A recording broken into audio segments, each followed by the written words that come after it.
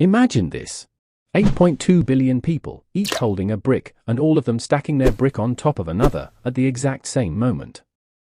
Could this massive stack of bricks reach the moon or stretch across the entire Earth? Let's find out. First, let's start with the basics. The average brick weighs around 2.5 kilograms and has a height of about 6.5 centimeters. If 8.2 billion people each stack their brick, the total height of the stack would be the height of one brick multiplied by the number of people. So, let's do the math. 6.5 centimeters times 8.2 billion people equals 53.3 million meters, or 53,300 kilometers. Now the distance between Earth and the Moon is 384,400 kilometers. So it will only reach about 1.33 times the total distance of the Moon from Earth. So it's not even close.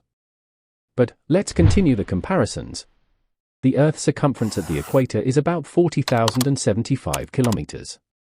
That means this stack would be taller than the entire circumference of the Earth. And it would even extend into the space.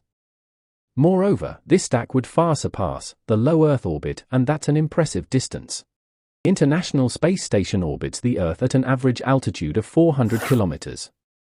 This stack would be taller than the ISS's orbit by over 132 times. Wow!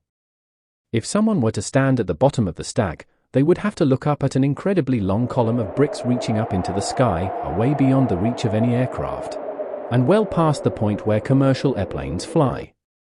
But there is a problem. A stack of bricks this tall would experience immense pressure at the bottom. The lower bricks would be compressed by the weight of the bricks above them, and as the stack grows taller, the stress on the lower layers would become unsustainable. Eventually, the stack would collapse under its own weight.